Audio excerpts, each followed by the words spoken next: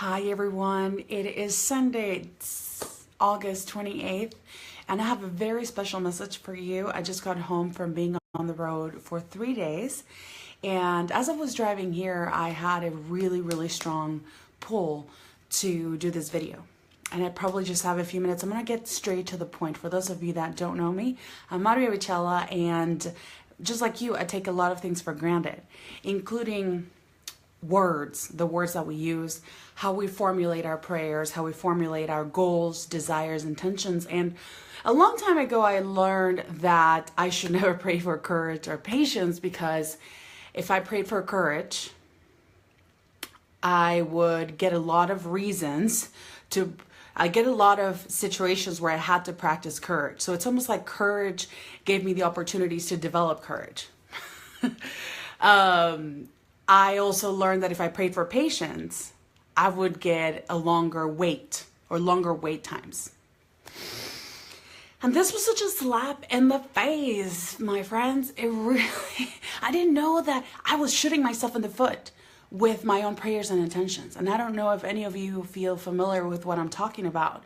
Does it ever feel like you pray for things and you get the opposite? I've so been there, but ever since I learned a couple of the things that I want to share with you today, my life is barely recognizable and things happen a lot faster, and I don't even have to worry about telling God or telling the universe or praying for them to show up fast, because they show up faster than I even anticipate, and in ways that defy logic. So let me tell you what it is. What happens is that most people are praying for the how. Most people are praying for the how. So for example, I was coaching a woman live on stage a week and a half ago, and she said, I really want to write a book, Maria. I really want to write a book. And because I was like, what's a goal that you have? And she's like, I want to write a book. And I was like, with all due respect, that sounds absolutely awful. She's like, what do you mean? And I said, yeah, that sounds so, I just get so tired just thinking about writing a book. And she's like, okay, are you judging me? And I said, no. Do you really want to write a book, or what you want is a best-selling platform or a tool or a vehicle for you to share a message that will empower and change people's lives? Do you want a best-selling manual, or something that allows you to be in many people's homes so that you can actually help them, right? And she was like, that's what I want, that's what I want, that's what I want. So how many of you are going around, sorry, I'm just like, I only wear blue, and today I have this kind of like pinkish shirt, and I want you to make sure that I want to make sure you know that I'm only wearing blue. No, I'm kidding, I'm being stupid. So I'm just being silly right now, but this is really important, okay? This is why this is so important, is because most of you are praying for the how. You're praying for the how. You're basically playing God. You're playing God. You're saying, okay, I want to lose weight. I want to have a promotion of this kind. I want to earn this much. I want to help 2,000 people. I want to help 30 people this year. I want to help, whatever the case is. This is where I lived most of my life, right? Just dictating the how, dictating how I wanted things to occur, and things would just not happen. I would always get the opposite. I remember when I did this incredible vision board once, and everything was like perfect, and I had all these steps, and I'm like, step 1, move to Australia. Step 2, quit my job. Step 2, this. Step 2, that. Get the laptop. Go to Bali. Do this. And then what happened the next day was that I found out I was expecting. What happened the following 2 weeks is that I had a life-death situation in the family. What happened after is that I quit my job, and I didn't even have savings or nothing. So the way that I had planned things, the way that I set my goals was not at all how they came to pass. So I want you to, instead of praying for rain, I want you to pray for green pastures. Let me say that one more time. This is a metaphor for life, essentially. It comes from a story I heard a long time ago, and I repeat it in every seminar, every talk, every course, everything that I have the opportunity to share. I tell people this story, that when there's a drought, instead of praying for rain, pray for green pastures. So what kind of drought are you experiencing in your life? And maybe what you're praying for is for that person to change, for your husband to change, for you to get more clients. Oh shoot, I have 10% battery. I better hurry. So are you praying for more clients? Are you praying for, to be asked out? Are you praying for a book? Are you praying for six-figure success? My recommendation is going to be that instead of you praying for the how, that you fast forward or you start asking for the ultimate outcome. The ultimate outcome. So this looks like, instead of saying, oh, I want to write a book, or I'm going to write a book, you say, I'm setting the intention that I'm going to have a platform for which to communicate my message that is easy to be accessed and that a lot of people can get their hands on. What else? Let's say this is an oldie but goodie. I've met so many women that they're like, I want to become a mom because I want to feel realized and self-actualized as a woman. I want to become a mom. So the same women, I would go on to meet them after they had a kid, and they were crazy. They were crazy. They couldn't handle their lives. They had the kid, they had the house, they had the job, so what they wanted was the experience of feeling on purpose and self-actualized. And maybe God could have decided, right, that, okay, one of the ways to do that is to have a kid. But it's not the only way. So this is an urgent, important call for you to not only absorb this message, sit with it, that you need to stop praying for the how.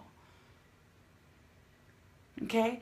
That you need to now start asking yourself, what is the ultimate end result of me getting this? Because the problem is most of us are asking for money. You're asking for money. You're asking for somebody to change. You're asking for success. You're asking for six figures. Let me tell you what quote unquote six figures looked like for me when I first achieved that milestone in my business.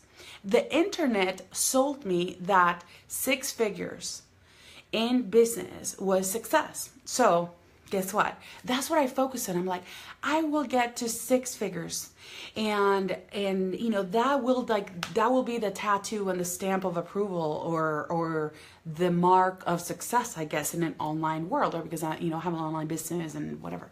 So in August 2015, when I crossed the six figures mark in my business, which I was so grateful for, I was so broke that I had to break a piggy bank to get $20 or $30 for gasoline for my car. This is a true story. That is the day that I broke up with ever again setting numbers as goals, because I realized that I never wanted the six figures. What I wanted was impact. What I wanted was to be in my zone of genius. What I wanted was to serve people. What I wanted was to speak, to feel good, to provide for my family and for myself. But honestly, I could have cared less about the six figures. Had I known that I was focusing on the wrong thing, I would have started asking for different things. And now that's why everything I teach inside Infinite Receiving, inside Launch Your Woo, anything that you'll ever participate in, my programs, masterminds, or anything, they'll never ask you to focus on the how. Most driven, successful, powerful women, we want to know when, how, every step of the way until you see your goal realized on paper. Okay, this is what I have to say to you, because I was there. Knowing every single step to get to your goal is thinking too small. Let me say that again. If you know every step to get to your destination, you're thinking too small, because you're leaving zero room for magic, for God, for the universe to step in and maybe help you make it better. The problem is when we get a curveball or a setback or a plot twist in our journeys, the first thing we do is like, oh, hell no. Oh, no, not just no, but hell no. I'm not accepting that. I'm not receiving that. No, no, no. And when we do that, you're basically closing yourself off to the very gift and the gold that's coming behind the redirection that you're getting. If you're getting any redirections in your life, even this hurricane news, even like some of the politics news, even all the stuff that you may not currently be welcoming in your life, what if I told you that they're appropriate for your evolution? What if I told you that's one of the number one principles of Infinite Receiving is appropriateness? Very much like the fever is a self-regulation mechanism to the body. Let me say that one more time. The fever is a self-regulation mechanism in the body. 100 years ago, they did not have penicillin or antibiotics. And the fever was the body's, auto-regulation for killing bacteria and viruses. And now when we get fever, you get a little pain and you're like, pop a pill, pop a pill, pop a pill. You know what I mean? Give nature space. Give higher intelligence a chance. Get out of your head. Get out of the how. Because your brain has nothing on God. Like zero. On the universe, on God, on the very intelligence that grows your eyelashes, that helped you grow another teeth when you shed your little baby teeth, or the thing that turned you from a 2-cell unrecognizable organism into a grown-ass stubborn human being. So I'm coming to you on behalf of the universe, literally. I'm coming to you from the infinite. No joke. I am this sort of weird blend between very metaphysical and very grounded and very practical. And I'm begging you to please bypass the how. That you start thinking of, what is it that I think the book will get me? What is it that I think the 6 figures will get me? What is it that I think love will get me? Because when I was praying for love or, trying to get love, I got stood up 12 times. I got stood up and ghosted on 12 times. And when I said, you know what? I'm actually really happy by myself. And I don't want love. I want to have fun. I want good company. I want to do life with incredible people. And I do want to feel unconditionally loved and supported. And I don't know, I just started thinking about, past the stage of getting a boyfriend or past the stage of searching or getting a boyfriend. I was just like, no, I want to do life with someone who's compatible, who's emotionally intelligent, self-aware, emotionally mature, spiritually mature, and most importantly, secure in themselves. Secure in themselves that can, support this ball of fire, because I'm out there a lot. I met the most wonderful, incredible individual because I stopped focusing on the how. So I'm going to say it one more time because I got to go. My phone has like 3% battery.